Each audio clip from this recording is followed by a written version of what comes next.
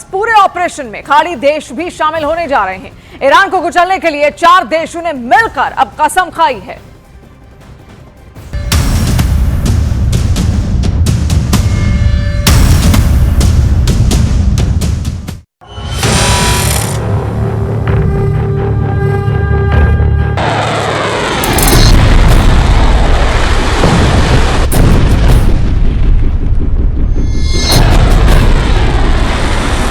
America की फौज तैयार है।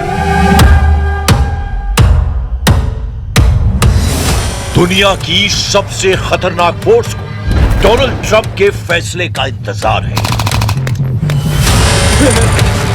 ईरान पर चढ़ाई करने के लिए 5000 कमांडो किसी भी वक्त हमला कर देंगे।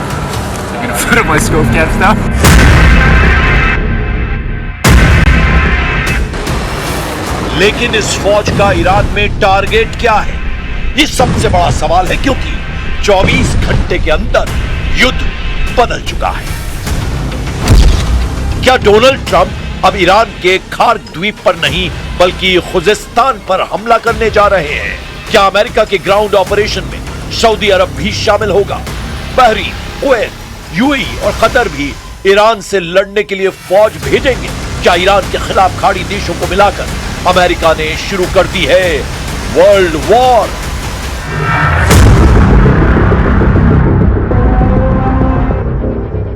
अमेरिका का ग्राउंड ऑपरेशन बहुत बड़ा टारगेट सेट कर चुका है और इसमें खार्क के साथ खुजेस्तान वाले समीकरण ईरान के लिए बहुत खतरनाक साबित हो सकते हैं। खाड़ी देशों में अमेरिकी सैनिकों की मूवमेंट शुरू हो चुकी है।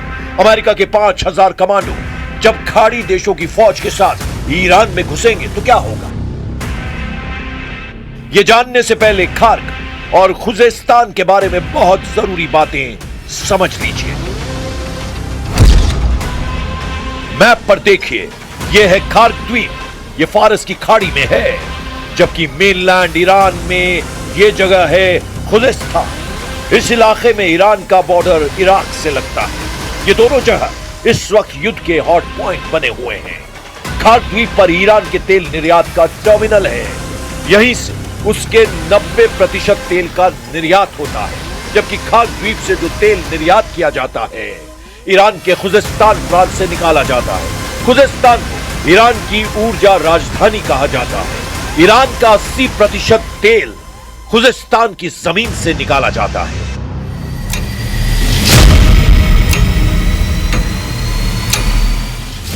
सवाल है कि क्या अमेरिका और उसके साथी खाड़ी देश फौज लेकर ईरान पर चढ़ाई करने जा रहे हैं? तो कहां पर हमला करेंगे?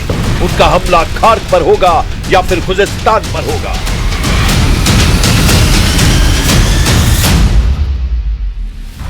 और दोनों मोर्चों में से हमला कहां करना ट्रंप के लिए आसान साबित होगा। अमेरिका की फोर्स खुजेस्तान पर पहले हमला कर सकती है, क्योंकि यह ऐसा इलाका है जहां अमेरिकी सेना को फौज की रसद, सप्लाई और बाकी कम्युनिकेशंस बनाने में कम मुश्किल उठानी पड़ेगी। यह एक समतल इलाका है जहां किसी फौज के लिए ऑपरेशन करना आसान है। लेकिन उससे पहले सवाल कि क्या खाड़ी देश अब अमेरिका के साथ मिलकर ईरान पर चढ़ाई करने जा रहे हैं? अमेरिका और खाड़ी देशों की कोशिश है कि वो इस युद्ध में ईरान के खिलाफ 12,000 सैनिक शुरुआती दौर में उतारे। इनमें सैनिकों से मदद करने के साथ साथ ग्राउंड ऑपरेशन की पूरी फंडिंग ट्रंप ने सऊदी अरब, यूएई, कुवैत, बहरीन और कतर से कराने का फैसला किया है। Well, look, we can have dialogue, but I don't want to do a ceasefire. You know, you don't do a ceasefire when you're literally obliterating the other side. America के साथ खाड़ी देशों का आना पहले मुश्किल नजर आ रहा था, लेकिन अब अमेरिका का मीडिया बता रहा है कि सऊदी अरब ईरान में युद्ध तेज करना चाहता है और इसके लिए क्राउन प्रिंस मोहम्मद बिन सलमान लगातार डोनाल्ड ट्रंप पर दबाव डाल रहे हैं। न्यूयॉर्क टाइम्स की रिपोर्ट है कि सऊदी अरब ने ट्रंप पर दबाव बनाया हुआ है कि युद्ध जारी रखा जाए। क्राउन प्रिंस मोहम्मद बिन सलमान कई बार डोनाल्ड ट्रंप से बात कर चुके हैं। उन्होंने ईरान में सत्ता परिवर्तन तक युद्ध तेज करने के लिए कहा है। सऊदी अरब का साफ मानना है कि ईरान खाड़ी देशों के लिए खतरा है और इस वक्त ईरान को ज्यादा से ज्यादा कमजोर करने की जरूरत है। इसीलिए अमेरिका को अब पीछे नहीं हटना चाहिए। इसीलिए कयास है कि ट्रंप सऊदी अरब और बाकी खाड़ी देशों के कंधे पर रखकर बंदूक चलाना चाहते हैं। वो ईरान के खिलाफ ग्राउंड ऑपरेशन में खाड़ी देशों का इस्तेमाल करेंगे। पहले से ही अमेरिकी सेना सऊदी अरब और बाकी खाड़ी देशों के मिलिट्री बेस का इस्तेमाल कर रही है। ईरान की फौज 6.5 लाख है। इसके अलावा पैरा मिलिट्री फोर्स 2.5 लाख के बराबर है, जबकि ईरान में एक्टिव बसीज फोर्स 20 लाख तक हो सकती है। ईरान ने बता दिया है कि वो नहीं बल्कि उसके दुश्मन इस जंग में झुकेंगे। यानी ईरान का इरादा साफ है कि वो आखिरी दम तक लड़ेगा, चाहे दुश्मन अमेरिका और इजराइल हो या सभी खाड़ी देश जो पहले से अमेरिका की मदद करते आ रहे हैं। वैसे ईरान के खिलाफ खाड़ी देश शामिल हुए तो क्या होगा, क्योंकि इराक पहले ही एक्टिव हो चुका है।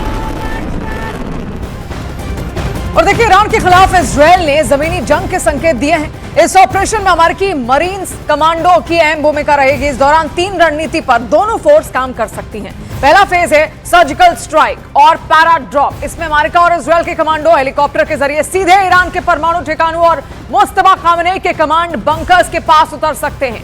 इनका मकसद है टारगेटेड किलिंग और बंकर्स को अंदर से तबाह करना।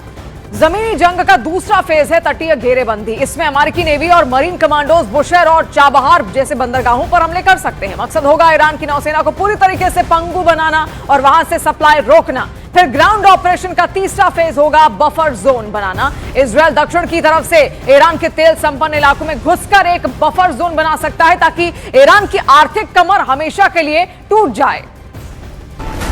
इराक में ईरान समर्थित कयातब हिजबुल्लाह ने अमेरिकी अड्डों पर हमले तेज कर दिए हैं। ये एफपीवी ड्रोन अटैक देखिए, कैसे एक क्वाडकॉप्टर एक अमेरिकी अड्डे पर अमेरिकी फौजियों को तलाश रहा है। बाद में जब उसे कुछ नहीं मिलता तो वो अमेरिका के एक ब्लैक हॉक हेलीकॉप्टर से जाकर टकरा जाता है। There is still the risk of escalation if Iran-linked proxy groups mobilize, and by that I mean Hezbollah in Lebanon, Iran-linked militia inside Iraq, and importantly, the Yemen-based Houthi movement that has threatened to attack shipping lanes in the Red Sea and has done so in the past. So we know they have some naval capability that could create disruption.